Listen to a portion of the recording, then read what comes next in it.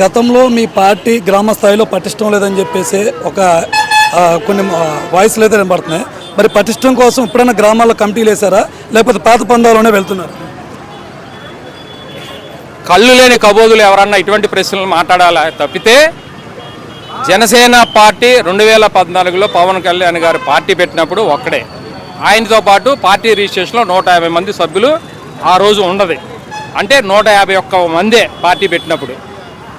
ఈరోజు మొన్న last year సభ్యత్వం చేయించుకున్నది, క్రియాశీలక సభ్యత్వం 12,51,000 మంది క్రియాశీలకంగా సభ్యత్వం చేయించుకున్నారు. మరి ఇది పార్టీ బలపడినట్ట, ఒకటితో 150తో ఆగిపోయినట్ట? ఈ కళ్ళు లేని కబోదులు దాన్ని గుర్తుపెట్టుకోవాలి. అంటే గ్రామాల్లో పటిష్టం లేకోకుండా మీ సభ్యత్వం అంటే అందరూ ఇన్సూరెన్స్ల కోసం వాటి వస్తారు కదా సార్? ఓకే, 2014లో 151 మందితో పార్టీ పెట్టినటువంటి పవన్ కళ్యాణ్ గారు 2019లో 132 మందిని జనసేన పార్టీ తరఫున మాలాంటి వాళ్ళని కూడా 132 మంది ఎమ్మెల్యేలుగా నిలబెడతాం జరిగింది.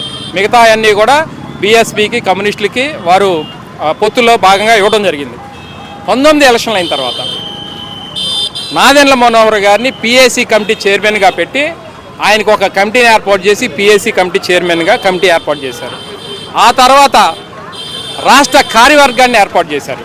నాగబాబు గారు లాంటి, హరిప్రసాద్ గారు లాంటి, చాలామంది, బొమ్మడి నాయక్ గారు లాంటి వాళ్ళు, కృష్ణ యాదవ్ గారు, మన శ్రీ యాదవ్ గారు లాంటి వారు, గుంటూరు ఎంపీగా పోటీ శ్రీనివాస్ యాదవ్ గారు లాంటి వాళ్ళు, ఇటువంటి అందరికి కమిటీ వేశారు. రాష్ట్ర కమిటీ అంటే పిఏసీ కమిటీ ఏర్పాటు చేసుకున్నాం, రాష్ట్ర కమిటీని ఏర్పాటు చేసుకున్నాం. ఆ తర్వాత అన్ని జిల్లాలకు కూడా జిల్లా ప్రెసిడెంట్లు ఏర్పాటు చేశారు. ఆ జిల్లా ప్రెసిడెంట్లలోనే ఇవాళ ఇక్కడ కూడా మాకు జిల్లా కమిటీల సభ్యులు ఉన్నారు. జిల్లా కమిటీని ఏర్పాటు చేసుకుని 5 ఏళ్ళు అయింది. ఆ తర్వాత మండల ప్రెసిడెంట్లు ఏర్పాటు చేసుకున్నారు. ఇవాళ 5 మండలాలకు సంబంధించినటువంటి ప్రెసిడెంట్లు ఉన్నారు.